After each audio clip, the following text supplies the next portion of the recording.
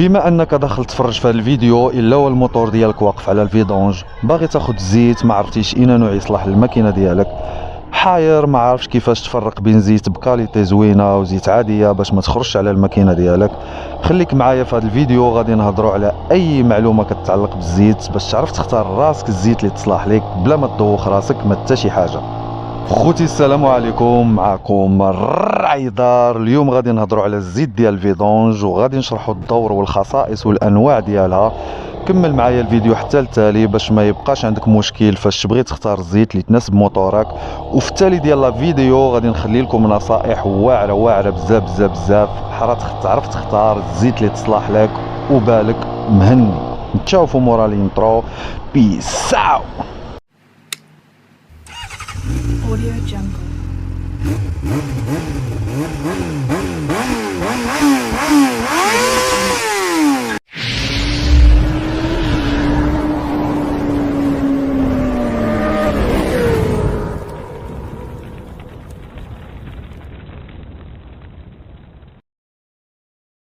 اول حاجه غادي نهضروا عليها هو الدور ديال الزيت ديال الفيدونج.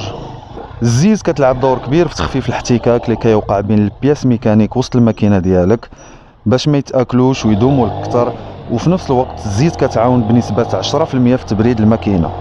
اول حاجه فاش كتبغي تشري الزيت كيسولك على واش 4 طون ولا 2 طون. بطبيعه الحال هذه حاجه باينه، اي واحد فيكم عارف موتورو واش 2 طون ولا 4 طون. من بعد كيسولك على الزيت واش 10-40 اولا 20-50 اولا 10-30 10-60 الى اخره. هذه هي الاس ا او.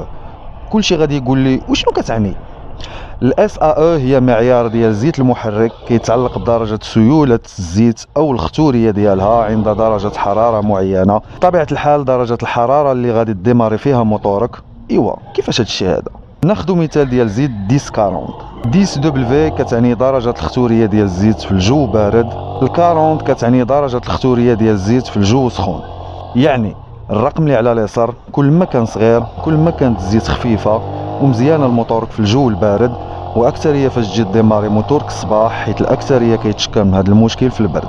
الرقم اللي على اليمين كل ما كان كبير كل ما كانت الزيت ثقيله وغادي تعطيك نتائج زوينه بزاف بزاف بزاف في الجو سخون، وكتكون كتصبر على درجه الحراره اللي كتكون مرتفعه في الصيف.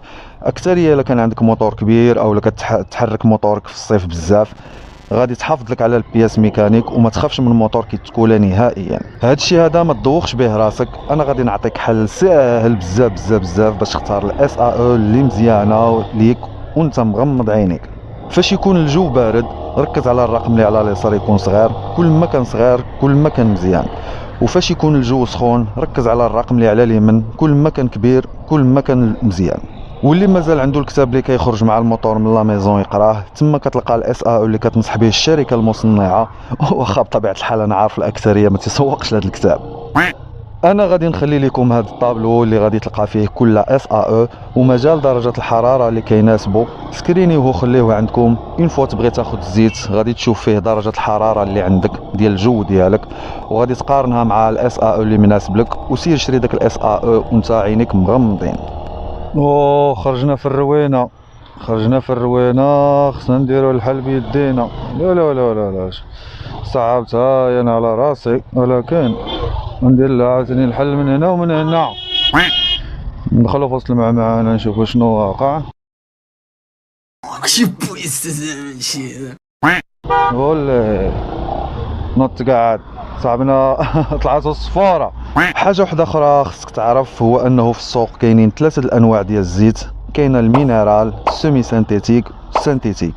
غتقول لي شنو هو الفرق بيناتهم؟ الزيت مينيرال هي الزيت اللي كيخرجوا ديريكت من النفط، ما كيزيدوا فيها حتى اضافات، يعني زيت عاديه جدا جدا. الزيت مينيرال كينصحوا بالاستعمال ديالها في المطر القدام، راك عارف المطر ديال شحال هادي. اما المطر بموديلات جداد ما كنصحش دير له زيت مينيرال. الزيت سيمي سانتيتيك هي زيت مصنوعه من ميلونج بين الزيت عاديه وزيت سانتيتيك. الزيت سيمي سانتيتيك كينصحوا بالاستعمال ديالها في المطر اللي ما فيهمش الجهد بزاف، يعني كتستعملهم استعمال عادي في وسط المدينه، يعني ما كتحتاجش تعصر الماكينه بزاف وكتصلح حتى المطر كلاسيك. وبطبيعه الحال هاد الزيت هادي احسن من المينيرال ب1000 درجه. الزيت سانتيتيك وهذه هي لالاتهم، وهي زيت كيطوروها في المختبرات وكيزيدوا عليها دي زاديتيف ومواد حافظه باش تحمي لك البياس ميكانيك في وسط الماكينه. وهاد الزيت معروفه انها كتصبر بزاف بزاف بزاف وكتعطي نتائج واعره. الزيت سانتيتيك كينصحوا بالاستعمال ديالها في الماتر سبورتيف، في الكروس، حيت كيعطيو جهد كبير. راكم عارفين اخوتي تيكون فيهم دي بيرفورمانس اللي هما كبار. كل ما كانت الماكينه كبيره وكل ما كانت الطريقه ديال الاستعمال يعني اغريسيف، كل ما الماكينه كتسخن.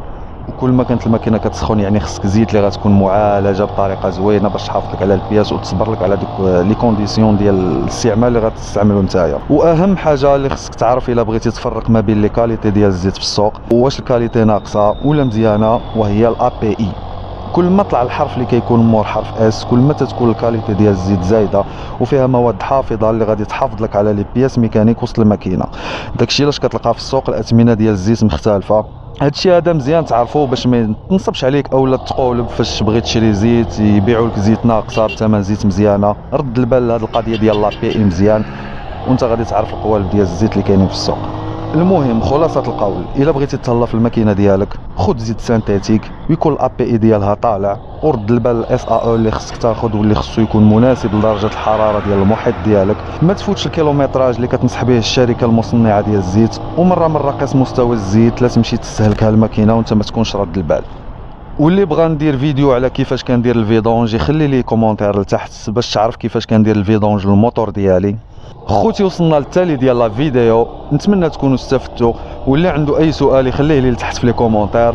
الا عجبكم الفيديو زعزعوا لي ديك لايك، فرقعوها شوفوها واش خدامه، بغيتها تبلبل بلي لايك، وبارطاجيو الفيديو مع اصحابكم باش كلشي يستافد.